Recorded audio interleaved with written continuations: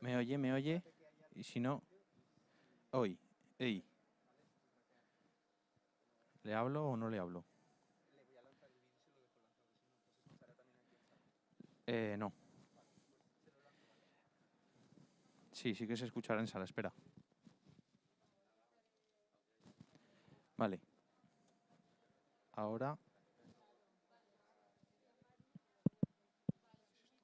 Ahora, ¿me oyes tú, verdad? Vale. ¿Y el vídeo lo oyes? No. N'hi ha molts Ahora en no. aquest bosc.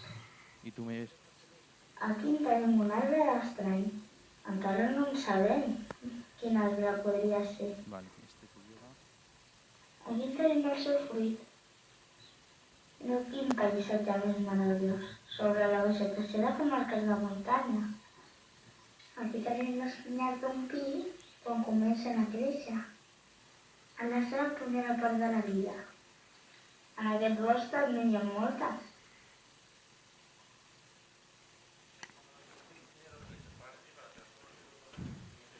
Vale.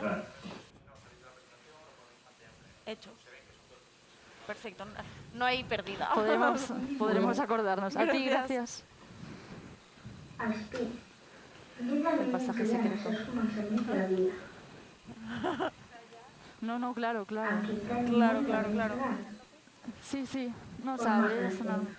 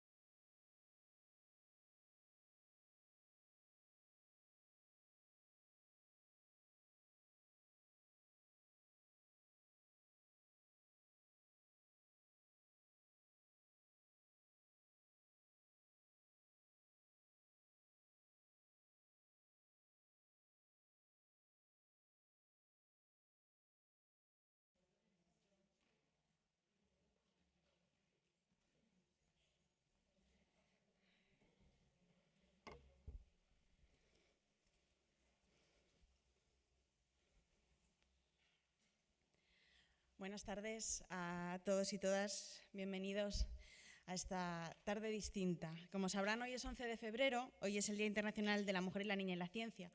Llevamos 7 años celebrando este día, intentando hacer un parón en nuestra vida cotidiana para poner el pause y preocuparnos por las cosas importantes. Muchas gracias de verdad por estar hoy aquí, los que estáis presencial, los que nos siguen por streaming desde su casa, por compartir este ratito con nosotras y permitirnos hablar un poco sin tapujos de qué es lo que pasa aquí y ahora con las mujeres en la ciencia. ¿Qué pasa para que en pleno 2022 aún carguemos con una brecha de género en ciencia? ¿Por qué hay pocas mujeres que son premio Nobel? ¿Por qué las ingenierías están llenas de hombres y las carreras de enfermería o magisterio están llenas de mujeres? ¿O por qué cuando pensamos en un experto nos viene un hombre a la cabeza? El feminismo y los estudios de género han señalado que la carencia de modelos históricos de referencia para la vida de las mujeres han hecho que hayamos interiorizado de forma natural que somos inferiores respecto a los hombres. Y es que las mujeres, en general, andamos huérfanas de un espejo de éxito en el que mirarnos en todos los ámbitos de la historia y también en la ciencia. ¿Os habéis preguntado alguna vez cuándo sucede esto?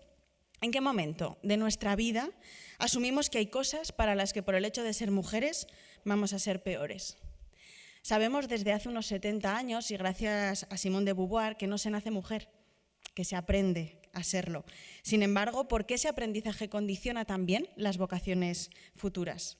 Hay un estudio de la revista Science que nos dice que las niñas a partir de 6 años empiezan a percibir que hay carreras de listos y que para esas carreras de listos, más asociadas con las matemáticas, están mejor preparadas sus compañeros que ellas. Esto, además de ser horrible, es falso. Las notas y los expedientes demuestran que esto no es cierto. Sin embargo, si una niña interioriza de forma ingenua y acrítica esto, le va a ser mucho más difícil llegar a ser una científica de éxito porque va a tener que sobrepasar muchas más barreras a lo largo de su vida que sus compañeros. Y es que los roles de género no son neutros, condicionan nuestros deseos, marcan lo que creemos que los demás esperan de nosotras y acaban provocando que la mitad de la población nos sintamos más afinidad por los espacios de cuidados y menos por los espacios productivos. Porque hasta en nuestros juegos de la más tierna infancia el mundo se divide así. Las mujeres cuidamos a los soldados, pero las mujeres no ganamos las guerras. Las mujeres traemos al mundo a grandes escritores, científicos, poetas, pintores, o en el mejor de los casos los acompañamos en su historia, pero nunca somos las protagonistas de la historia. O como dicen hace unos años la campaña de las Guerrilla Girls, las mujeres solo entramos desnudas en los museos. Si esto es lo que perciben nuestras niñas en los libros de texto, si esto es lo que les trasladamos, que el éxito, que las decisiones de futuro en el pasado, que las tareas importantes han sido cosas de hombres, es difícil que se sientan atraídas a estar en esos espacios. Por ello hay que hablar de aquellas mujeres que desmienten estos mitos y que nos cuentan su historia en primera persona y nos dicen que esto es una falsa creencia. Para terminar con la brecha de género hay que rescatar a esas mujeres de la historia y rescatar esa cultura científica hecha con voz de mujer. Además, esto no lo hacemos solo por justicia, que ya sería suficiente, sino porque no hay ningún país que se precie que pueda pagar el precio de perder gratuitamente a la mitad del talento. No abordar la brecha de género que sufrimos en las carreras STEAM, en la investigación o en la gestión de la ciencia implica volver a dejar a las mujeres fuera, esta vez del futuro concreto, porque muchos de los grandes retos que va a tener que afrontar nuestro planeta necesitan de respuestas científicas, tecnológicas, innovadoras. Simplemente no podemos permitirnos que los empleos que marcarán el mañana vuelvan a ser empleos de hombres, que las investigaciones que afronten los retos de futuro se hagan sin perspectiva de género o que, de nuevo, las tareas de cuidado sigan impidiendo que la mitad de la población acceda a esos espacios de responsabilidad también en la ciencia. Me encantaría decir que todo este panorama negro que estoy más o menos pintando está solucionado en Aragón, porque como invertimos más en ciencia, casi por arte de magia ojalá lo hubiéramos solucionado, pero no es así y creo que hay que ser honestas. Hemos avanzado y es cierto, pero en Aragón todavía tenemos brechas de género y tenemos un techo de cristal. Solo 1 de cada 4 grupos de investigación está liderado por una mujer. Y esto es más de lo que teníamos hace 20 años. Pero si seguimos a este ritmo nos costará más de 50 años llegar a la igualdad. Y igual para entonces, pues ya es demasiado tarde. Por eso nos toca visibilizar esta realidad, dedicar semanas temáticas, activar políticas de discriminación positiva en la ciencia, realizar actividades con las niñas para despertar vocaciones y, sobre todo, divulgar la ciencia con voz de mujer. Y eso es lo que vamos a hacer hoy, de la mano de dos divulgadoras de lujo, como son Sandra y Rocío. Gracias de verdad a las dos por acompañarnos en esta tarde. Paso a presentarlas, aunque creo que si estáis hoy aquí, creo que ninguna de las dos necesita presentación, pero las voy a presentar. Sandra es graduada en Ciencias Biomédicas por la UV, hizo un máster en la Comunicación Científica, Médica y Ambiental por la Universidad Pompeu Fabra y, sobre todo, es conocida por su trabajo de divulgación en redes sociales, donde se la conoce como la hiperactina. En sus vídeos, podcasts, charlas y talleres trata temas sobre biomedicina, el cuerpo humano, cómo es el cáncer, por qué nos despierta el café, qué efecto tiene el espacio sobre el cuerpo humano. Demuestra algo muy importante, y es que la ciencia puede ser accesible para todo el mundo y que merece la pena dedicarle un ratito a escuchar y aprender. Seguro que hoy vais a salir inspirados con lo que nos cuente. Rocío Vidal es periodista, publicista y divulgadora científica. Sobre todo la conoceréis por su labor de divulgadora en redes sociales, donde acumula cientos de miles de seguidores y todo el mundo la conoce como la gata de Schrödinger. Habla sobre ciencia de manera accesible y para todo el mundo. Y hoy nos hablará de ese recorrido vital que la ha llevado a ser lo que es. ¿Cómo es eso de ser mujer, de ser divulgadora científica, de hacerlo en las redes sociales? ¿Qué dificultades se tiene para hacer todo esto? Rocío ha estudiado mucho sobre el tema y seguro que hoy va a ser inspiradoras ambas dos. Así que sin más dilación, que empiece lo realmente importante, que empiecen a hablar las protagonistas. Es tuyo el escenario, Sandra.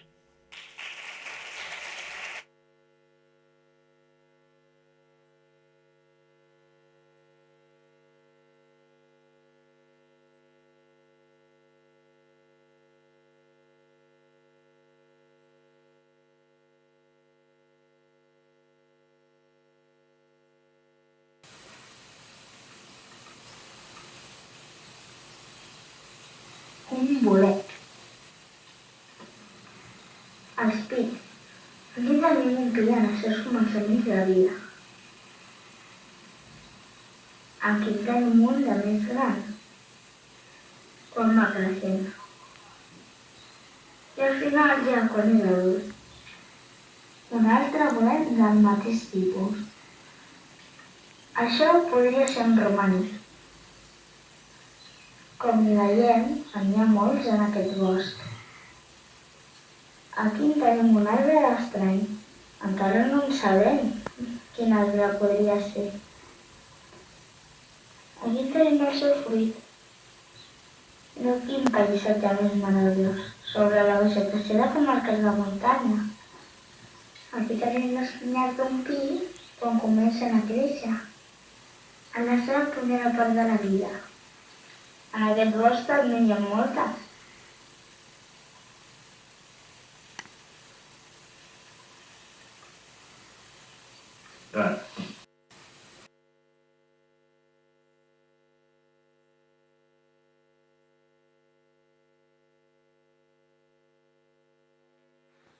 Buenas tardes.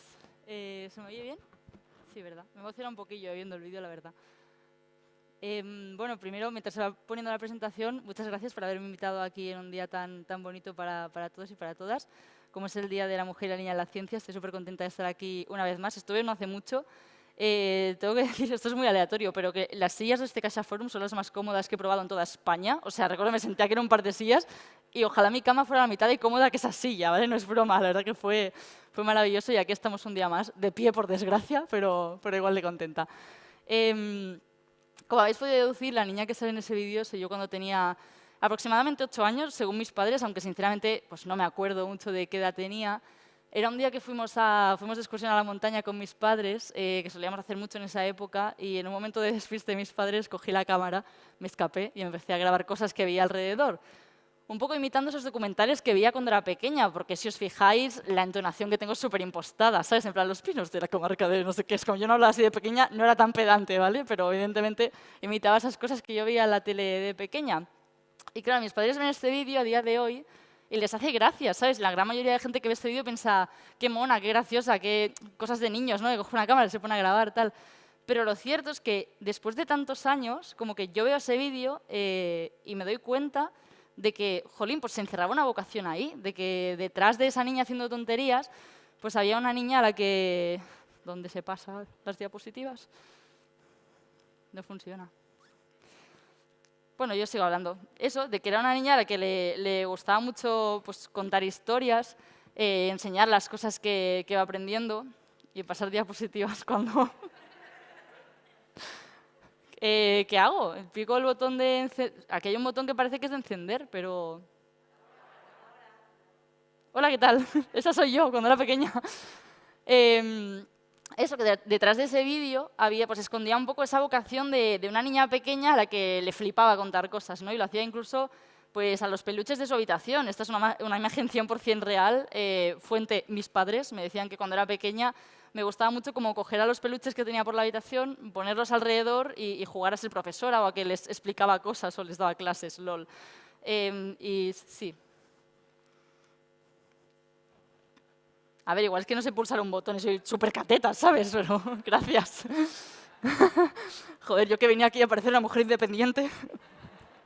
No, y eso, entonces ya lo veo como a día de hoy y me doy cuenta de que ya desde pequeña pues encerraba esas vocaciones que he ido desarrollando a lo largo de toda mi vida y que eran por una vez pues esa pasión por el cuerpo humano. O sea, a mí de pequeña me fascinaba todo lo que tuviera que ver con el cuerpo humano. O sea, yo el hecho de comer y que luego eso saliera en forma de lo que ya sabéis, es que ¿qué ha pasado dentro para que eso que tenía forma de manzana se convierta en otra cosa? O cosas como, yo qué sé, ¿por qué la sangre es roja? ¿Sabes? O ¿por qué estornudamos? ¿Por qué cierro los ojos cuando estornudo? O sea, era como una niña, me fascinaba todo lo que tenía que ver con el cuerpo humano. Y era una de esas niñas, de hecho, que daban bastante por saco en su casa para que le comprasen los vídeos de Érase una vez el cuerpo humano, que es la mejor serie de la historia, por si no la habéis visto. Y nunca me lo regalaron. He tenido que verlo, gracias, una persona aplaudiendo está de acuerdo conmigo, he tenido que verlo de mayor gracias a que existe YouTube. O sea, YouTube me ha aportado muchas cosas, mi trabajo, bla, bla, pero me ha aportado poder ver esta serie, que es lo mejor que me ha pasado. Y claro, no solo eso, sino que ya desde pequeña este rollo así pues más artístico, ¿no? Que tenía que ver con el mundo del cine, de la interpretación, de contar historias, también me flipaba y es lo que me llevó a estar pues, algunos años haciendo teatro, interpretación y cine extraescolar. Y la verdad que eran dos cosas que me llenaban mucho y que fui pues, desarrollando a lo largo de mi vida, esas dos aficiones, ¿no? Lo que pasa es que llega un punto maravilloso en tu vida que se llama bachillerato y en el cual te hacen elegir uno de los dos caminos, porque por supuesto en mi colegio no había algo que fusionase más cosas. O sea, yo sé que hay coles como súper alternativos y muy guays, que es como puedes elegir artes y ciencias si te da la gana. El mío no, el mío venía en pack, o vas a ciencias o vas a letras, pero no hay una alternativa. Y yo estaba bastante cabreada porque pensaba, si me gustan las dos cosas, ¿por qué tengo que elegir un camino? O sea, a mí me gustaba igual historia del arte, comunicación audiovisual, que, yo qué sé, biología, me gustaban todas, ¿no? Y era como, joder, ¿qué rollo? Pero bueno, la realidad es así, se la vi, así que llegó un punto en el que puse las dos cosas en una balanza y dije, ¿hacia dónde tiro? ¿Me estudio algo tipo comunicación audiovisual, cine? ¿Estudio algo tipo relacionado con las ciencias de la salud? Y la verdad es que finalmente decidí dedicarme a algo de ciencias. Si me preguntáis por qué, la verdad, o sea, tampoco tengo como una gran respuesta. Yo creo que fue más el pensar, mira, como toda mi vida la parte de interpretación la he tenido como hobby, pues si estudio ciencias siempre puedo mantener eso. Mientras que imaginármelo al revés, tipo dedicarme a cine y tener como hobby la ciencia, lo veía más complicado porque no sabía qué herramientas había. A día de hoy existe la divulgación y también por aquel entonces, pero no sabía que existía, ¿vale? Así que llegó el momento de sentar el culo en la silla y empezar a buscar pues, todas las carreras que me ofrecía el catálogo de universidades de España.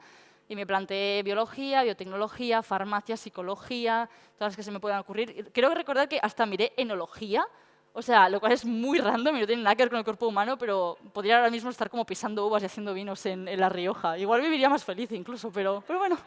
Pero me dediqué a lo que me dedico, ¿vale? Total, que en uno de esos días me topé con esto, con una cosa llamada Grado de Ciencias Biomédicas, que a priori, la verdad, no entendía mucho de qué iba, pero tenía la palabra bio y me atrajo. No sé si porque era mujer, ¿vale? Esto lo hablaremos luego, pero en aquel momento dije, mira, leí, es una carrera que profundiza la comprensión y la estructura y la función del cuerpo humano, con énfasis en los determinantes de la salud y la enfermedad, incluyendo influencias genéticas y ambientales. Y dije, pues ¿sabes qué? Que a priori me cuadra, yo qué sé, pa'lante, o sea, no hay vuelta atrás. Y así fue como me metí en el mundo de la biomedicina, el cual pues no le he dado la espalda, a día de hoy me sigue acompañando en mi vida y como pues empezó todo ya no hay vuelta atrás, ¿no? Y yo entiendo que biomedicina es una palabra que no es súper conocida, o sea, cuando la gente me pregunta, ¿qué estudias? Y yo digo, biomedicina, hay como dos respuestas, ¿no? Como que una es tipo, suena difícil, ¿sabes? En plan, ¿vale? O sea, y la otra es como, ¿qué estudias? Biomedicina. Ah, medicina, qué guay. Yo, no, biomedicina. Ah, ¿qué es eso? Entonces, antes de que os hagáis esa pregunta, yo os voy a responder qué es la biomedicina para que la entendáis hoy sí, de verdad. Os he hecho un poco de spoiler. La biomedicina estudia lo que tiene que ver con el cuerpo humano, pero a diferencia de la medicina, por ejemplo, lo hace a escala muy pequeña, ¿vale? O sea, lo que llamamos escala molecular. O sea, la biomedicina estudia el cuerpo humano a nivel de células, a nivel de genes, de proteínas, etc. Y lo hace tanto cuando el cuerpo humano está en condiciones sanas. Por ejemplo, pues yo qué sé, estudia cómo se dividen las células de nuestro cuerpo. Sabéis que estamos formados por células que están todo el rato dividiéndose, es su hobby favorito, y la biomedicina estudia un poco cómo funciona esto, de qué está hecha la sangre, ¿no? Para qué sirven los glóbulos rojos, cómo nos defienden los glóbulos blancos de las infecciones, cómo luchan contra el COVID, cómo funciona una vacuna, etcétera, etcétera. Estudian, por ejemplo, qué son las proteínas, para qué sirven, qué pasa si nacemos con una proteína defectuosa en nuestro cuerpo, a qué enfermedades da lugar eso. Y por eso la biomedicina no solo estudia el cuerpo humano cuando todo va ok, sino cuando también va mal. Estudia qué ocurre pues, en las enfermedades, qué pasa si muta un gen, a qué tipo de enfermedad da eso cuando nuestra información genética, la que define quiénes somos y cómo funcionamos, se ve alterada de repente, cómo funcionan los fármacos, cómo consigue un antidepresivo cambiarnos el estado de ánimo, cómo hace el ibuprofeno para bajarnos la fiebre o hacer como que una infección sea más llevadera. Y también la biomedicina se dedica a pensar en cómo podemos estudiar las enfermedades, ¿no? ¿Qué técnicas tenemos para investigar cómo funciona el cáncer o cómo podemos desarrollar un tratamiento contra una enfermedad tan horrorosa? Y claro, en este punto yo os puedo preguntar, ¿es importante la biomedicina? Y seguramente me digáis, me suena importante, o sea, conocer el cuerpo humano es importante, pero ¿entendemos por qué es importante? Y para eso os he preparado un juego súper divertido que trata sobre la muerte, y es que penséis cuál es la primera causa de muerte en todo el mundo. Si alguien es fan de mis vídeos de verdad lo sabrá, porque hay un vídeo que hablo de esto, hoy vamos a saberlo, pero quiero que lo penséis. La primera causa de muerte en todo el mundo es A, cáncer, B, enfermedades cardiovasculares, C, accidentes de tráfico o D, infecciones. Quiero que ruméis un poquito.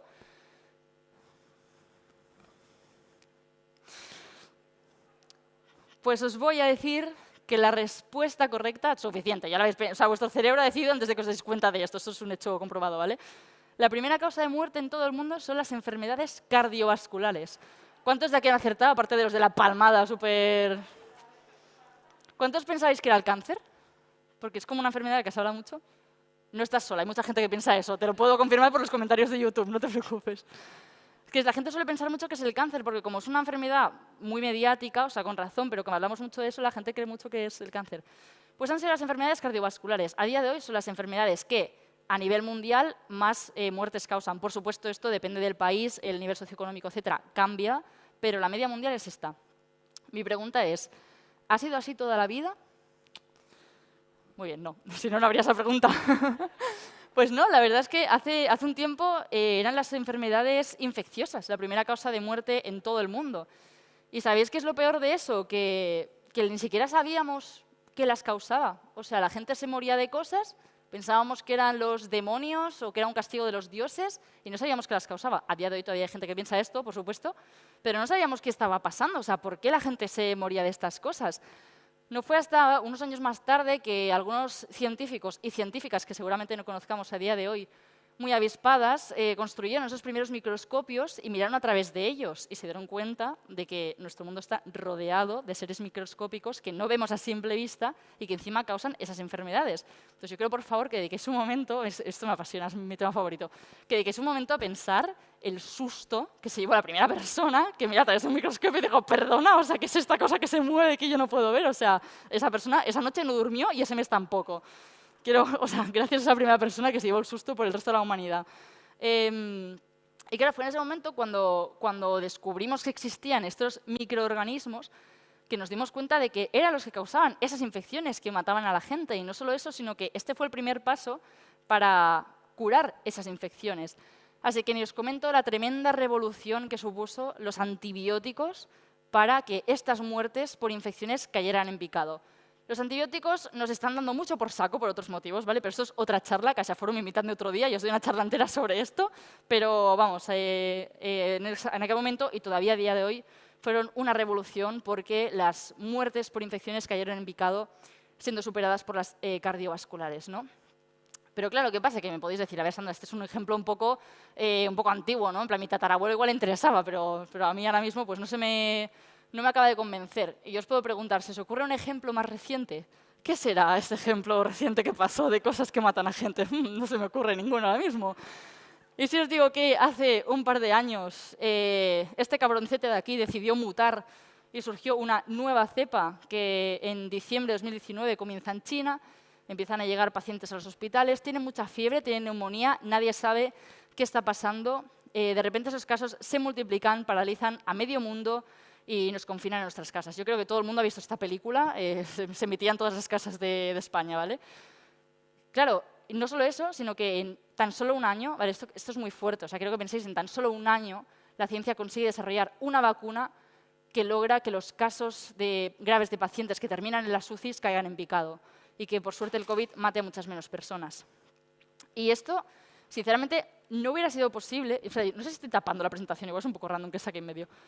Todo esto no hubiera sido posible si no fuera por los científicos y científicas que llevaban años estudiando el coronavirus antes de que esto fuera un tema de interés. De ahí la importancia, lo meto, de invertir en investigación básica. O sea, el coronavirus no es un nuevo virus, lo que es nuevo es la cepa. Pero el coronavirus se conoce desde los años 60, porque hubo gente que se dedicó a investigar cómo funcionan estos virus, cómo nos infectan, etcétera, etcétera. Y fue gracias a la investigación de todas estas personas que supimos cosas como que pues, se transmite a través de los aerosoles, que son esas gotitas de saliva que expulsamos cuando hablamos, tosemos, estornudamos. Bueno, esas gotitas o este tsunami de babas que hay en esta foto, ¿vale?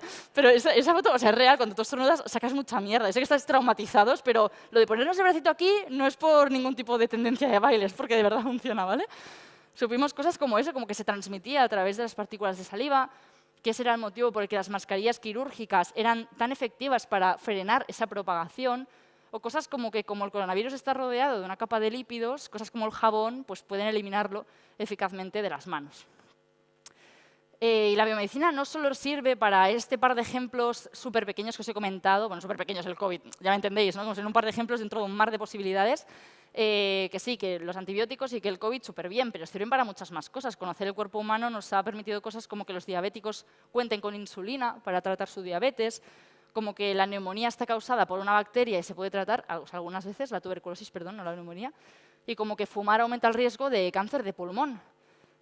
Y claro, en ese momento, o sea, a mí la biomedicina me encanta, ¿qué te voy a contar si me dedico a esto, ¿no? Pero claro, yo hubo un punto, hacia finales de mi carrera, eso soy yo hace unos años, en el que estaba un poco hasta el pepe, la verdad, y perdón por la expresión, pero era así, porque decía, mira, me parece muy interesante todo esto, pero al final la biomedicina es una carrera, sobre todo en aquel entonces, que te enfocaba mucho como a trabajar en un laboratorio.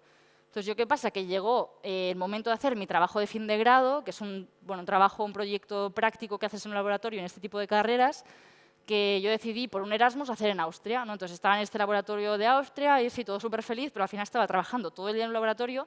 Y trabajar en un laboratorio me hizo darme cuenta de que no quería trabajar en un laboratorio, de que esto no es lo que quería hacer con mi vida. Es como que la ciencia es muy guay, pero hacerla no se me da bien porque no me gusta. Y esto es muy importante, ¿vale? Porque pensaba, soy una cateta, mis compañeros de clase son súper inteligentes y tal, y lo que sentía era como no tenía esa motivación por trabajar en el laboratorio, pues notaba que no me involucraba tanto en los proyectos, que me aburría las reuniones, que además son reuniones súper creativas y súper guays, ¿sabes? En plan, esta proteína activa esta otra, ¿cómo podemos investigar qué proteína no sé qué? Y yo era como, qué sueño, ¿sabes? También estaban en inglés y era como, a las 3 de la tarde, ¿quién pone una reunión, por favor? Sé que sois austríacos, pero tened un poco de cabeza. Total. Que yo me sentía un poco así, claro, yo me sentía como el bicho raro dentro de un montón de compañeros y compañeras que tenían un talento que flipas, que tenían clarísimo lo que querían hacer con su vida y que querían investigar porque esa era su vocación y pensaban luchar por ello, ¿no? Y yo estaba un poco así, la verdad. Yo estaba un poco tipo, joder, no me representa nada esto, no sé qué quiero hacer con mi vida, estoy un poco traumatizada en ese momento. Y en ese momento hablé con un compañero de laboratorio que era bastante más mayor que yo, o sea, llevaba como años trabajando ahí. Y le dije, mira, Dani, estoy súper rayada porque me parece súper bien lo que hacéis aquí, no me voy a meter con eso, pero no me gusta trabajar en un laboratorio, estudio biomedicina, no sé qué alternativas tengo. En las típicas charlas de carrera que viene gente que se dedica a cosas y tal, nunca en la vida ha venido ningún, luego fui yo la primera, bien, pero nunca me habían traído a un divulgador o divulgadora. Preguntar a los profesores, en plan, ¿hay gente que no se dedique solo a investigación en laboratorio, análisis clínicos de muestras de pacientes en hospitales o de industria farmacéutica desarrollando tratamientos. Hay alternativas.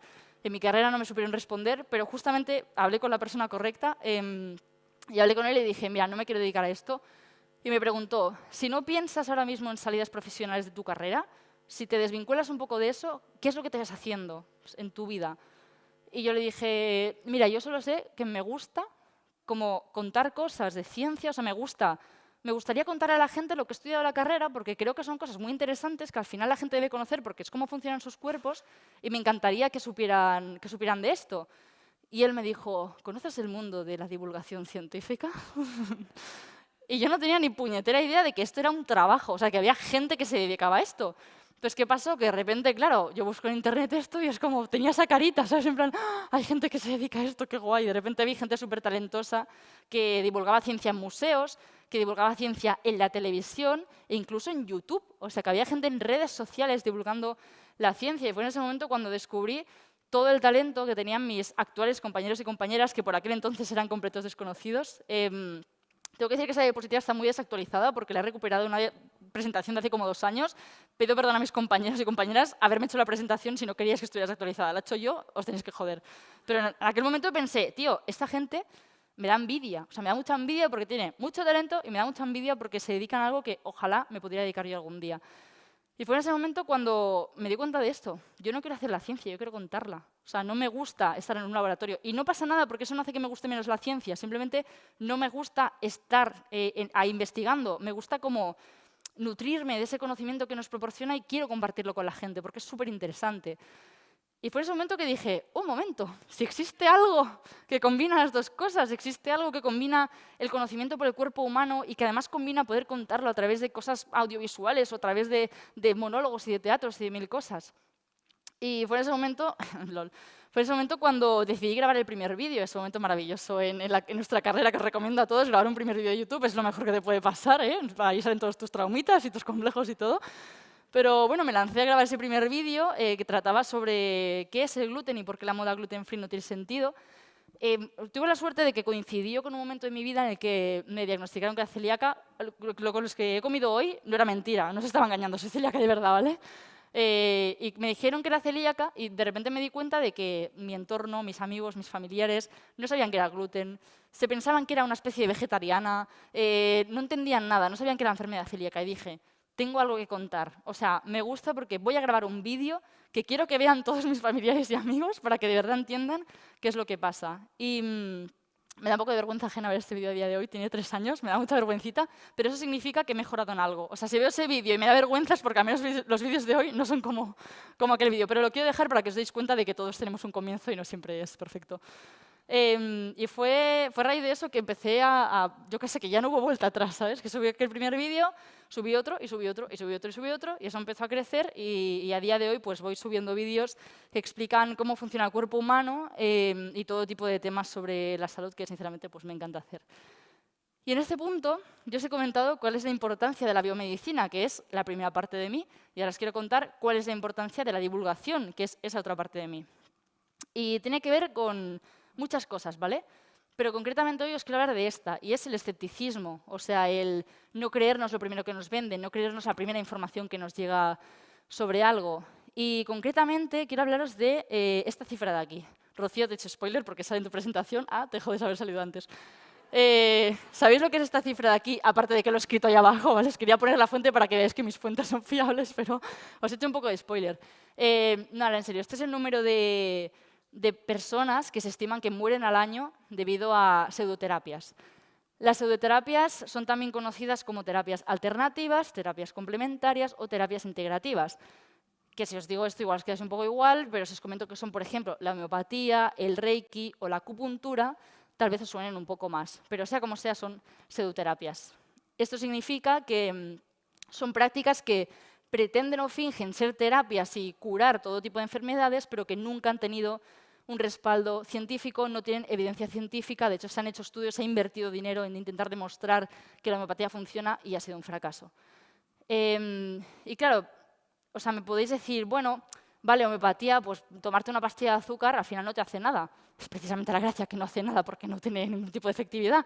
Pero educar a la gente en ciencia, o educar a la gente en escepticismo es súper importante. Y es importante por esto, pero también por, desgraciadamente, algunos casos que ocurren a día de hoy, que son más extremos, pero que ocurren. Y por eso os quiero contar el caso de Mario, que era un chico que tenía 21 años y que tenía una leucemia, que es un tipo de cáncer de células de la piel, de la sangre, perdón. Es un tipo de cáncer de células sanguíneas. Y Mario se estaba tratando con quimioterapia. Y llegó a un punto, seguramente de desesperación, porque por desgracia es lo que tienen este tipo de enfermedades, en el que decidió dejar la quimioterapia para tratarse con un curandero que le prometió que podía curarle el cáncer con vitaminas. No solo la quimioterapia, o sea, no solo la leucemia de Mario no se curó, sino que Mario murió a los 6 meses de haber dejado la quimioterapia, por desgracia. Y lo peor de todo es que este no es el único caso, sino que existen más casos de personas que desgraciadamente mueren debido a que no confían en la ciencia, debido a que se dejan llevar por informaciones falsas, movimientos antivacunas, etc. Es que deberíais estar todos llorando por lo que estoy contando, ¿vale? O sea, ese niño tiene toda la razón. Por desgracia existen muchas cosas así, como el resurgimiento de sarampión que hubo en Europa en 2016-2017, que se ha visto un poco eclipsado por el tema COVID, pero que es súper grave. O sea, el sarampión, entiendo que no es una enfermedad cotidiana de nuestro día a día, que como no hemos visto sarampión, como no hemos visto al monstruo, no queremos vacunarnos contra él, porque es como, ¿para qué voy a hacer pasar fiebre a mi hijo si no he visto un caso de sarampión en mi vida, en toda mi vida, ¿no? Sin embargo, el hecho de que la gente dejara de vacunar a sus hijos, pues hizo que los brotes de sarampión volvieran a crecer cuando era una enfermedad que estaba ya cerca de estar totalmente controlada. O como el niño de 6 años que murió de difteria en Ulot porque sus padres decidieron no vacunarle, la presentadora antivacunas que murió por una gripe porcina, etcétera, etcétera. Y así hay muchísimos casos más. Y yo entiendo, o sea, mi punto es que yo entiendo que a veces es difícil confiar en la ciencia porque, tío, asumir que no hay una cura para una enfermedad que te afecte directamente o que afecte a una familia, a un familiar tuyo, es muy complicado, o sea, es muy difícil asumir que la ciencia a día de hoy no conoce bien tu enfermedad, que no existe un tratamiento contra ella, y esa desesperación a veces nos lleva a tomar medidas desesperadas, por desgracia. Pero también quiero remarcar, tío, que si no fuera por todos esos años de investigación científica, por ese progreso, por esas científicas y científicos que han estado en los laboratorios pencando, estudiando, a día de hoy la viruela seguiría llevándose muchas vidas por delante y, sin embargo, es una enfermedad erradicada gracias a las vacunas. Las enfermedades infecciosas seguirían siendo la primera causa de muerte en todo el mundo y el coronavirus, por desgracia, se hubiera llevado muchas más vidas de las que ya lo ha hecho. Por eso la charla de hoy yo quiero enfatizar. Yo sé que es muy fácil olvidar cómo estábamos hace unos años porque a día de hoy gozamos de más salud de la que lo hacíamos hace unos años. Sin embargo, os quiero pedir que pase lo que pase, trabajéis de lo que trabajéis, estudiéis lo que estudiéis en vuestras vidas, que no deis la espalda a la ciencia. Porque tal y como dijo Carl Sagan, es mucho mejor entender el universo que persistir en el engaño, aunque este sea confortable. Muchas gracias. Por cierto. Gracias.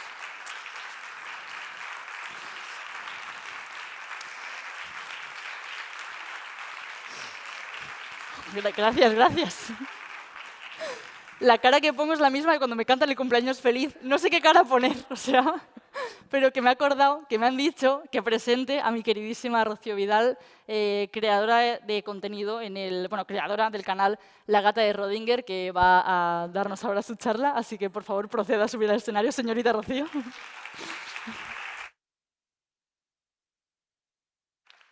Se ha caído todo al suelo, no pasa nada. Se han caído nuestros móviles al suelo. Ay, vale.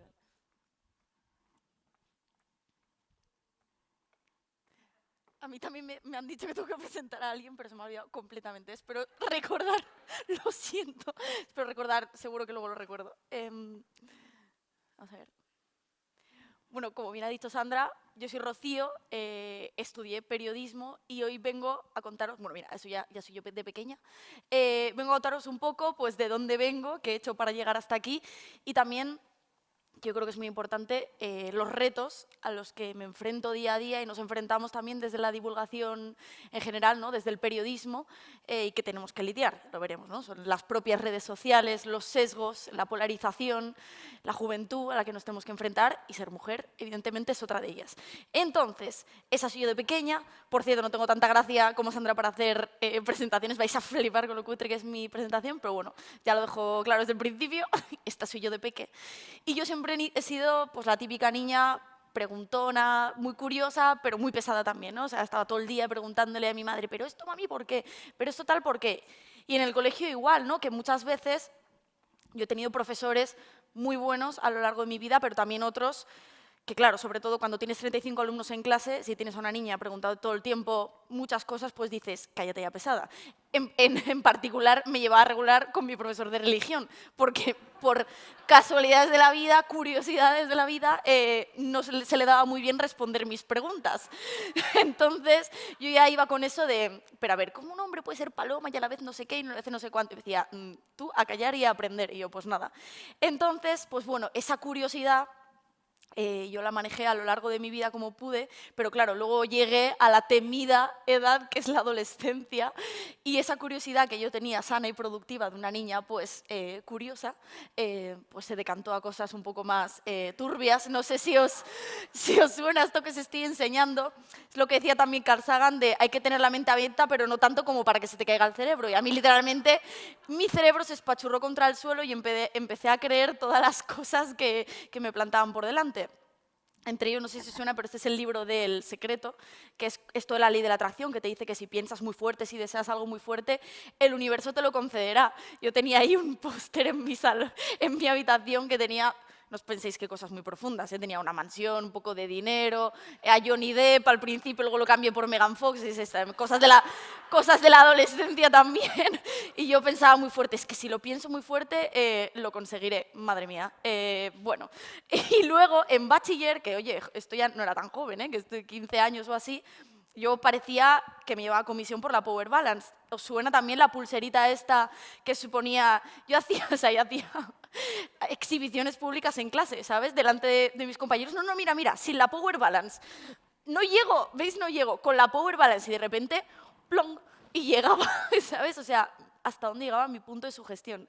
Y yo creo que precisamente fue cuando se descubrió que era un timo todo lo de la Power Balance, que realmente era una gomita que no servía para nada, que sería aproximadamente en esa época, me llevé tal batacazo intelectual y sentí tal bochorno por mí misma, ¿no? Aunque era muy jovencita, que dije, ya está bien, Rocío, deja de hacer gilipolleces, céntrate y entiende, o sea, aprende a discernir cuál es la realidad de la ficción y cuando te están intentando timar. Y entonces yo creo que fue también esa época, y también porque me gustaba mucho escribir, empecé un blog que se llamaba Opinión Adolescente, no he puesto capturas, pero molaría porque hablaba ya de cosas como el matrimonio homosexual, ¿sabes? Tenía 16 años y empecé a hablar de cosas como que me gustaban, ¿no? El matrimonio sexual, la tauromaquia, todos los temas sociales, empecé a escribir sobre ello y entonces una cosa lleva a la otra y decidí estudiar periodismo. Yo digo, vamos a ver, me he tragado todos los bulos a Dios y por haber, ahora llega el momento de saber cuál es la información, ¿no? Discernir lo que es opinión y lo que es la información. Claro, luego llegas a la carrera y te pegas el batacazo absoluto, ¿no? Porque te das cuenta de que la objetividad no existe una única visión por las cosas y nuestra realidad ya está sesgada por nuestra percepción. Pero bueno, una vez que te llevas también ese segundo batacazo de realidad, pues aprendí que realmente yo tampoco quería trabajar para un medio de comunicación al uso, ¿no? Eso me di cuenta también durante los años de la carrera, que no quería seguir una línea editorial, que yo quería ser libre o lo más cerca a poder serlo, y también quería tratar la información con cariño, ¿no? Porque a mí, como os he dicho, siempre he sido muy curiosa y esa curiosidad al final te lleva a la ciencia, entre otras cosas, ¿no? Pero la ciencia es un punto muy importante en este aspecto y esa curiosidad pues me llevó a eso. Entonces, una cosa llevó a la otra, acabé estudiando un máster de periodismo científico, de comunicación científica, y en uno de estos impases entre trabajo y trabajo, digo, bueno, me abro un canal de YouTube que, como bien ha dicho Sandra, tienes que superar ese ese prejuicio de que dirán de, tantos años estudiando para acabar abriéndote un canal de YouTube, porque ahora sí que se conoce más, yo creo, ¿no? Que hay distintas facetas y que hay gente que hace cosas muy diversas en Internet, pero antes pensad que se asociaba o a los gamers o al lifestyle o tal, o sea, decías que eras youtuber y ya te etiquetaban de esa manera. Entonces, bueno, lo que comenzó siendo más bien un escaparate como para hacer mis propias cosas y no depender de nadie, tuve la inmensísima suerte y el privilegio de que me empezó a ir bien, que uno de los vídeos, estos son, claro, mis primeros vídeos, que como Sandra y yo ahora me veo y digo, qué horror que eso siga ahí, pero luego, claro, piensas, eso es que he avanzado, evidentemente, ¿no? Y Y es increíble, ¿no? ver cómo todo ha evolucionado con el tiempo. Y esos eran mis primeros vídeos, pero claro, con los primeros vídeos, oye, no hagas spoiler, con los primeros vídeos, claro, todo muy bonito, ¿no? Final feliz, no hay final feliz. Una vez que tú entras en este mundo, esto es la jungla, o sea, aquí tienes que lidiar con todo lo que tienes que lidiar.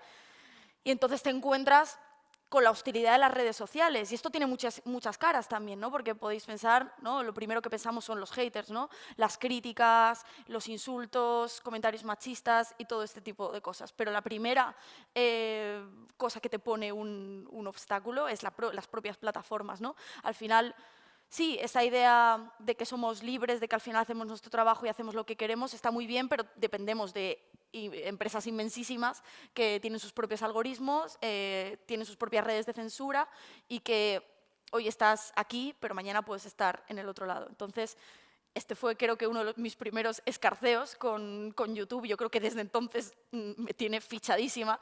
Y es que, claro, yo me tomé como una caja entera de pastillas sedantes homeopáticas, ¿sabes? Dije, a ver, fui a la farmacia y dije, algo que me vaya a dormir. Y me dieron eso, me dicen, bueno, te tienes que tomar una, dos, tres, y yo, vale. Y yo ahí con mi vasito de cerveza, y una, y otra, y otra. Pero obviamente yo explicaba que esto no lo hicieran en casa, eso para empezar, y segundo, cuál era la composición real, ¿no? Que realmente creo que es 85% sacarosa, 15% lactosa, que son lo que tienen las pastillas homeopáticas.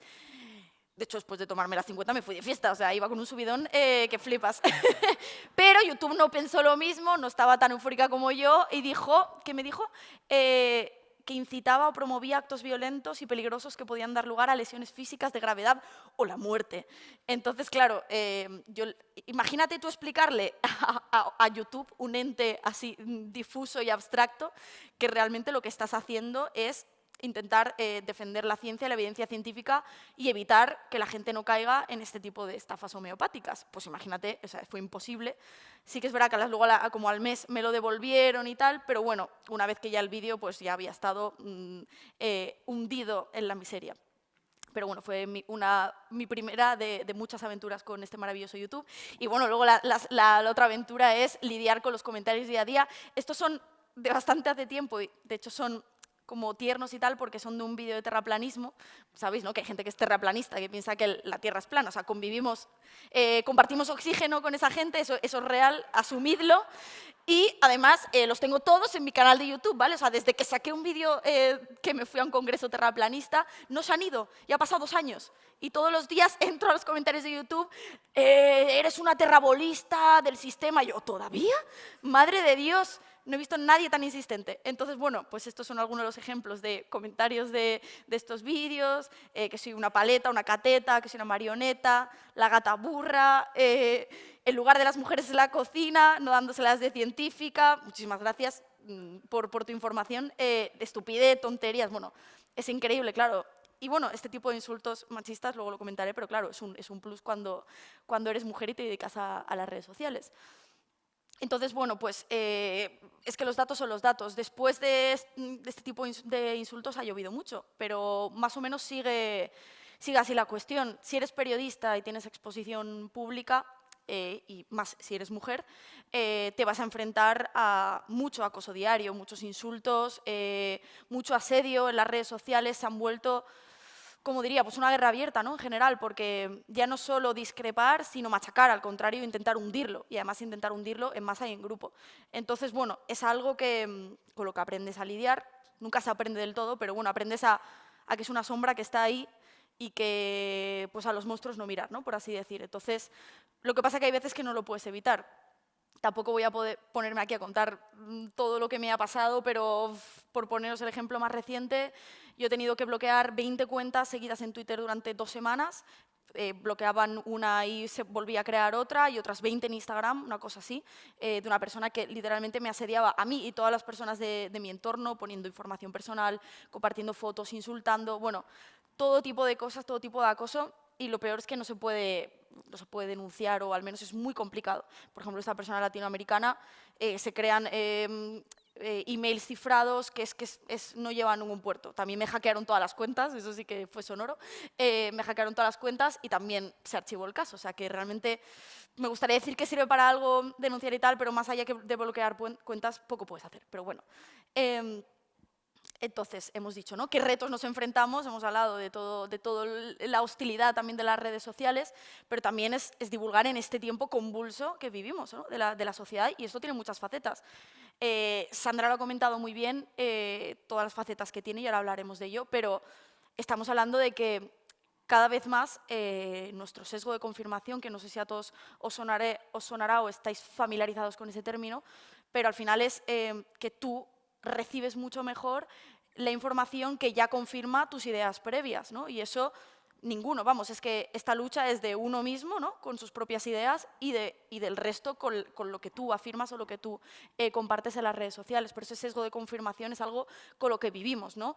Y es esa lucha eterna de sesgo de confirmación contra el pensamiento crítico. Evidentemente hay escalas, ¿no? Hay gente que, a ver, quienes somos conscientes de este sesgo, al menos intentamos, ¿no? Pero luego está tu cuñado en Navidad que dices que he visto una noticia de los inmigrantes no quitan todo el trabajo, y dices, a ver, deja de leer OK Diario, por favor, y sal de esa burbuja en la que te has metido, y es complicado, ¿vale? Pero bueno, siempre hay opción a salir del pozo ese que se han metido.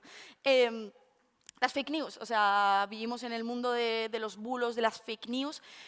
Claro, podemos hablar de la parte positiva de las redes sociales, ¿no?, que a todo el mundo nos ha permitido compartir esa información, pero por otro lado, todo este tipo de bulos tienen cabida y tienen más acogida que nunca, ¿no? Entonces, muchas veces, creo que Sandra estará de acuerdo conmigo, que parece que hagamos más esfuerzo por desmontar las cosas que se van diciendo otros que por crear nuestro propio contenido, ¿no? Que vamos como siempre a rebufo de lo que intentan desinformar las otras personas, ¿no? Y el problema es ese, ¿no? Vivimos en un momento que yo creo, bueno, creo no, los datos lo dicen, la FECID lo dice, de mayor confianza en la ciencia, después del médico, la figura del científico es la que más se valora. Y eso es algo positivísimo, ¿no?, que científicos y científicas sean esa figura a representar. Pero por otro lado, también vivimos en la época en la que en más pseudociencia se cree. Y vemos muchas relacionadas con la salud, tú misma lo has dicho, Sandra, ¿no?, que es muy difícil de calcular, pero aproximadamente unas 1.300, 1.400 muertes al año son causadas por las pseudoterapias, y ahora, a raíz de la pandemia, deberíamos incluir todas esas personas que por no vacunarse en un momento dado, por la desinformación que han recibido, han acabado desgraciadamente en la UCI, y algunas de ellas falleciendo, ¿no? Entonces, eso deberíamos sumar y veríamos lo que suma. Pero también vemos, fuera de la salud, vemos en astrología, ¿no?, por ejemplo, si ves ahora la gente joven cada vez cree más en los astros, en todo esto de la ley de la atracción y todo esto, pero fijándonos en las relacionadas con la salud directamente, ¿no?, vemos que un 38% de los jóvenes cree en la acupuntura o en la homeopatía, ¿no? Todavía eso arraiga. Es verdad que cada año baja más, y yo creo que, entre otras cosas, esa credibilidad social ha bajado porque ha habido mucha gente haciendo fuerza o intentando divulgar qué es la evidencia científica y qué no lo es. Entonces, es un pequeño respiro que nos da de decir no todo está tan mal, y yo creo que se va avanzando en ciertas cosas, ¿no? Y lo vemos, y al final aquí la preocupación no es que cada uno crea lo que quiera o consuma lo que quiera. Los datos lo que nos dicen es que un 26% de las personas que han consumido tratamientos alternativos o fuera de la evidencia científica lo hacen en vez de los tratamientos con evidencia científica. Ese es el problema, ¿no?, que cuando dejas de lado la ciencia, cuando la dejas atrás, que es lo que al final intentamos todos que no sea así, para irte por este tipo de cosas. Y vemos noticias, ¿no?, las muertes por cáncer, bueno, es que bueno, se me ha pasado, bueno, da igual. Entonces, claro, ¿cuál es el problema aquí?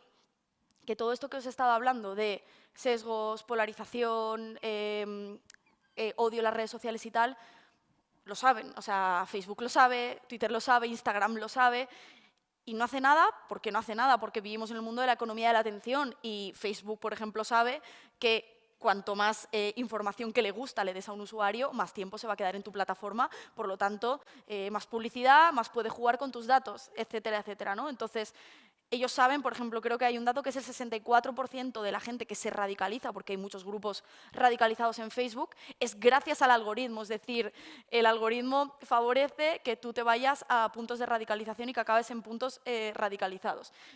¿Hace algo Facebook? Absolutamente nada. Hace poco supimos unos datos terribles, pero que tampoco sorprenden a nadie. Y es que Instagram provoca ansiedad en torno a 1 de cada 3 adolescentes. Esa imagen de idealización que vimos en las redes sociales, en Instagram, ¿no? Ese culto a la imagen extrema y esa falta de realidad, ¿no? De solo compartir esa parte más idílica o positiva de la vida de uno, provoca muchísimas inseguridades y también bullying, que se hace mucho bullying también por las redes sociales. ¿Va a hacer algo Instagram? Que al final es todo lo mismo. Absolutamente no. Entonces, no ayuda para este terreno de polarización política, científica y de redes sociales. Las propias plataformas no van a hacer nada para evitarlo. Hablando de jóvenes, ¿no? Estamos hablando de otro de los retos que tenemos en las redes sociales, es llegar a la gente joven, porque lo hemos visto, ¿no? Los datos nos enseñan que hay mucha polarización, los jóvenes no saben dónde informarse y también creen en muchas pseudociencias o parece que están perdidos en ese aspecto, ¿no? Entonces, uno de los grandes retos cuando empezamos a divulgar en estas plataformas es cómo llegamos a los jóvenes, ¿no? Porque daba la sensación que en el terreno científico como que se les había desechado un poco, en plan, no es que a la gente joven no le interesa la ciencia. Hombre, es que a lo mejor los jóvenes ya no les interesa la tele, ya no les interesa un señor, con mucho respeto a Punset, ¿no? Pero un señor de 60 años que también anuncia pan, contándole, ¿no? Pues la biología y las células. Entonces, a lo mejor había que dar, como digo, soy la gran admiradora de Punset, pero a lo mejor para la gente más joven había que dar esa vuelta de tuerca y decir cómo les hablamos a ellos, cómo llegamos, ¿no? A esa gente joven. ¿Qué consumen ellos? Lo sabemos, o sea, ¿cómo se informan los jóvenes? Internet, prensa digital y redes sociales. El 84% de los jóvenes lo tienen como primera opción, de 15 a 24, 84 y 80, de 15 a 34 años. Teníamos que llegar de alguna manera a esa gente joven y teníamos que romper el estereotipo de que no les interesa la ciencia. Y creo que uno de los grandes logros que, vamos, yo con mi granito de arena, pero que la gente que ha divulgado en YouTube, como mi compañera Sandra y otras tantas y tantos divulgadores, ha sido demostrar que claro que les interesa la ciencia. Las cifras a veces superan un canal de televisión de visualizaciones de un vídeo y eso es maravilloso y es una grandísima noticia que tenemos que tener. Como os he dicho, la primera opción son las redes sociales, entonces por mucho que nos disguste, por mucho que sea un terreno hostil, hay que estar ahí. O sea, eso es la parte positiva, tenemos que estar y tenemos que mostrar caras distintas. Como ya he dicho muchas veces, la sociedad es diversa y lo que no puede ser es que haya una voz única mostrando la diversidad de la sociedad. Entonces, cuantas más voces diversas, mujeres, hombres, distintas orientaciones sexuales, distintos géneros, distintas etnias, de todo tipo, más se va a representar toda la diversidad social y más gente se va a sentir representada. Y luego, al final, os voy a dar un dato que realmente yo creo que apoya lo que os estoy comentando. Y ahora llega pues la otra cuestión importante, ¿no? Que también nos trae hoy aquí. ¿Es ser mujer en este mundo convulso de divulgación científica y ser creíble? ¿Es una utopía o no? Yo diría que no. O sea, yo creo que estamos hablando mucho de los baches que encontramos en el camino, pero eso no quiere decir que sea imposible o que no podamos realizar nuestro trabajo. Evidentemente lo hacemos, hay trabas, hay sesgos inherentes. Ahora os voy a enseñar un estudio que hice yo durante el máster. Hay sesgos inherentes, pero eso no quiere decir que no los podamos superar. Lo hemos hablado, en lo de las mujeres en STEM. Es algo que es lo que más a mí me apena, ¿no? Porque vemos la brecha, cómo se aumenta, si veis el gráfico de la... Perdón, que sí, de la derecha, vale, perdón, que no distingo izquierda y derecha. De la derecha, los hombres y las mujeres empiezan con un interés, sí que hay una brecha ya de primeras, ¿no? Pero en el colegio empiezan teniendo un interés, pero mirad luego la brecha de las mujeres cómo se va bajando para estudiar carreras STEM, de un 30% en la universidad y luego, o sea, antes de la universidad y un 3% que elige una carrera técnica como tal, como primera opción las mujeres. Y luego vemos en puestos de poder de las grandes empresas, PayPal, eBay, Amazon, Twitter y todo esto, el rosa es puestos técnicos, o sea, es muy bajo todavía. Como muy bien habéis dicho, son las carreras del futuro. Eso no quiere decir que no sea valiosísimo lo que se hacen muchísimas otras carreras de salud, de medicina, de biomedicina y otras muchísimas carreras y profesiones. Pero que tenemos que tener claro, yo creo que lo importante aquí es que no puede haber trabas o que tenemos que ser libres, tanto hombres como mujeres, chicos y chicas, de elegir lo que realmente nos gusta. Y yo creo que, por lo que vemos, es evidente que algo pasa ahí, que hay gente, que hay mujeres que se quedan por el camino. Yo creo que eso es lo que tenemos que solucionar. Ya os voy a contar así muy rápido, ¿vale? Pero yo en el máster, cuando estudié el máster de comunicación científica, yo quería saber si había un sesgo inherente al final en nosotros, en hombres y mujeres, que tomábamos menos en serio a las mujeres con las afirmaciones o con las cuestiones que se decían. Entonces, cogí 2 grupos de personas, a uno les puse una entrevista donde la foto, ¿lo veis aquí? Vale, donde una entrevista científica, donde el hombre era un hombre estándar y una mujer estándar, se lo puse a 2 y puse niveles de credibilidad de las fuentes, credibilidad del entrevistado, cuán de acuerdo estás, etcétera, etcétera. Los resultados que salieron en hombres están naranjas y en mujeres están inferior. Esto es en general, ¿vale? Esto es en general de credibilidad, seriedad, autoridad y aceptación de las ideas. Vemos una brecha, ¿vale? Que es importante, pero ¿dónde veíamos la brecha especialmente? Ajá. Estos son hombres puntuando a hombres en el azul oscuro y hombres puntuando a mujeres en el azul claro. Esa fue la brecha que vi yo realmente en el estudio, ¿no? Que los hombres, cuando tenían que valorar a las mujeres, en este caso a esta mujer entrevistada, la valoraban mucho más bajo, sobre todo en el tema de calidad científica de la pieza y seriedad del artículo. Estos son sesgos, ¿no? Que vemos que hemos hablado de muchos sesgos. Hemos hablado del sesgo de confirmación, de la polarización que permiten las redes sociales y los sesgos inherentes que todavía poseemos como seres humanos. ¿Es algo malo? Es algo malo, hombre, es algo intrínseco de la sociedad, histórico y tradicional, pero que, siendo conscientes de ellos, estamos luchando por combatirlo, y eso es algo que, siendo conscientes, podemos. Y claro, he hablado mucho, parece negativo, parece que esto sea ahí un horror trabajar de esto, pero realmente, pese a todos los baches y retos, ¿no? Yo quería hablar sobre todo de retos que tenemos todavía, del trabajo de periodismo, de la divulgación y de la ciencia, pero realmente vivimos en una época maravillosa en el que el mundo está a nuestros pies, o sea, que tanta gente joven pueda tener tantas alternativas, pueda tener referentes distintos en otras redes sociales, lo podemos ver desde una parte negativa, sí, pero podemos ver también la potencialidad de esto. Y yo creo que, por ejemplo, actos como este permiten también que nosotras hablemos, que se escuche nuestra voz y que, por lo tanto, cuantas más referentes seamos, cuantas más seamos, más vendrán. Y quería terminar con esta gráfica, y es que claro, cuando entramos a YouTube, yo entré de las primeras junto con Patricia, de Antroporama, que eres psicóloga. Todos los divulgadores eran hombres, ¿no? Y yo les preguntaba, luego hablándolo, yo les preguntaba, ¿pero cuánto porcentaje tenéis de hombres y mujeres que ven vuestro canal? ¿Cuánto porcentaje creéis que tiene, por ejemplo, el canal de Quantum Fracture, que tiene 2 millones de suscriptores? Decidme, ¿cuántas mujeres ven su canal, aprox? Una idea, a ver. ¿10, 20, 30? Pues aproximadamente un 7% de mujeres ven su canal. Que puedes decir, bueno, podemos hablar de una brecha un poco más pequeña, 60-40, pero un 7% de mujeres. Eso significa que el algoritmo no está mostrando a las mujeres un canal de ciencia porque piensa que no le interesa. ¿Qué pasó? Hemos llegado muchas mujeres que estamos divulgando ciencia y estas son nuestras cifras. Evidentemente, lo idílico sería un 50-50, pero tenemos cada vez más mujeres se ven quizás representadas, ¿no? Por una figura femenina que les hable a ellas también, que represente la diversidad que hay en este mundo también, y yo creo que con todas estas cosas lo que queremos es que más vengan, que más estén a nuestro lado y que más nos adelanten y arrasen con nosotras. O sea, que eso sería maravilloso y sería la buena noticia. Así que gracias por darnos esta oportunidad y por escucharme a mí en este caso.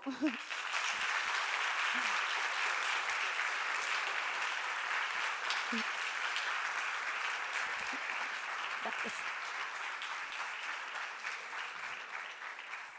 Y a la directora de Igualdad de Aragón. Perdona.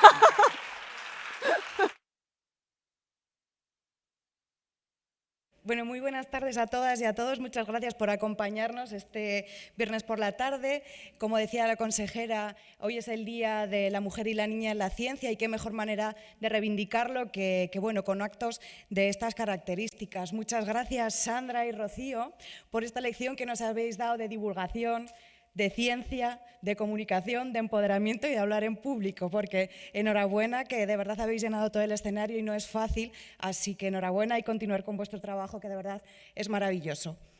Después de todo lo que se ha dicho aquí hoy, la verdad es que me queda un poco agrupar las ideas, ¿no? Yo creo que es muy importante que no perdamos de vista esas brechas, porque todavía existen, conviven, lo que no significa que las mujeres hayamos estado siempre en todos los ámbitos de la vida. Lo que pasa que a lo largo de la historia se han invisibilizado a las mujeres, pero no solo a las mujeres como figuras, sino los aportes que ellas han realizado al desarrollo de las sociedades. También ha pasado en la ciencia, pasa en la investigación, pasa en las artes, pasa en la cultura, pasa en todos los espacios. Y nuestro trabajo, pero no solo el de las mujeres, sino el de toda la ciudadanía en su conjunto, es devolver a las mujeres el lugar que deberían ocupar y seguir trabajando por ampliar esos consensos. Como bien decían, la creación de referentes es imprescindible. Necesitamos un espejo en el que las niñas puedan mirarse, que puedan romper esos estereotipos de género que al final nos oprimen a todas y a todos.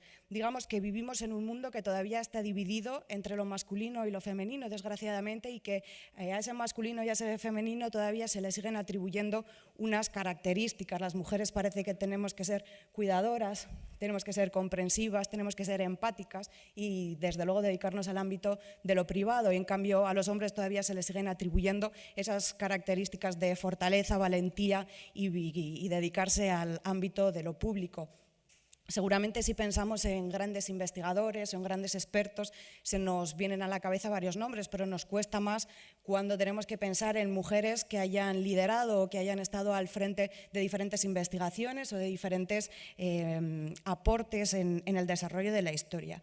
Cuando hablamos además de la perspectiva de género y de las mujeres en las ciencias o en cualquier otra disciplina, no solamente es importante visibilizarlas y conocerlas y reconocer el legado que han dejado, sino también es importante hablar de la perspectiva de género, que no solo es que haya más mujeres, sino que estas mujeres están incluyendo la perspectiva de género, que es una cosa que no solo deberíamos hacer las mujeres, sino que los hombres deberían contribuir también a esta tarea. Y cuando hablamos de perspectiva de género, no hablamos solo de esa visibilización, sino de estudiar y analizar cuáles son las consecuencias de aquellas cosas que investigamos, aquellas cosas en las que trabajamos, también para las mujeres. Y aquí hay diferentes ejemplos, ¿no? Sabemos que cuando se han hecho experimentos para valorar cómo sufren los cuerpos en los accidentes de tráfico, los maniquíes han sido hombres, ¿no? Y por tanto las mujeres tienen mayor probabilidad de sufrir accidentes graves porque no se había contemplado esta casuística. Lo vemos en la ciencia, en los medicamentos, como muchas veces esa parte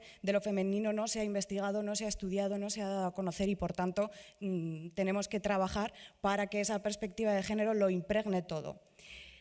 Creo que también es muy importante tener en cuenta que, como ya se ha dicho aquí, el futuro ya está aquí y que esas carreras STEM, que el futuro está marcado por la digitalización, por la ciencia, por la tecnología y que no podemos desperdiciar la mitad del talento disponible en nuestra sociedad, pero porque aparte porque sea una cuestión de justicia, creo que también nos ayuda a mejorar a toda la sociedad, a tener en cuenta la diversidad y por supuesto, a integrarla en todos los ámbitos de la vida.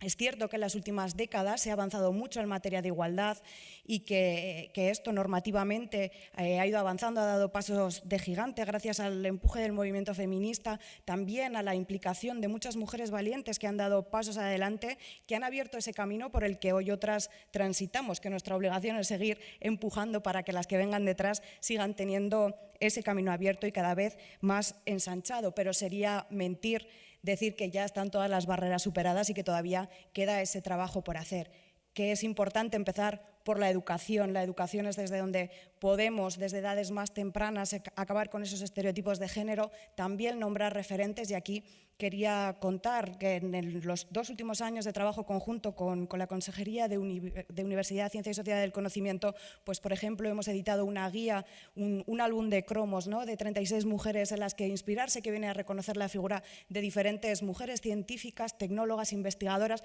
para que las niñas tengan ese material y que también en las aulas puedan trabajar esas biografías. Pero además editamos una guía que es también importante, una guía que sirve para que los educadores y las educadoras, el profesorado pueda tener esas herramientas, ¿no? Herramientas de películas que aportan esa perspectiva de género, que tienen a mujeres en papeles principales, que son investigadoras, que son científicas y que esto sirve para ampliar esos horizontes y de verdad colocar a las mujeres en la centralidad, que es el papel que han ocupado durante mucho tiempo y que han sido invisibilizadas. Yo no me extiendo mucho más. sí que quería decir que, por una parte, ojalá llegase un día, ¿no?, en el que no tuviéramos que celebrar el 11 de febrero, pero creo que aún así tendríamos que seguir haciéndolo, ¿no?, para que estas situaciones de desigualdad, que al final son violencia contra las mujeres, no se puedan repetir ni ahora ni nunca más. Así que muchísimas gracias por su asistencia y seguiremos trabajando hasta que la igualdad real sea una realidad. Muchas gracias.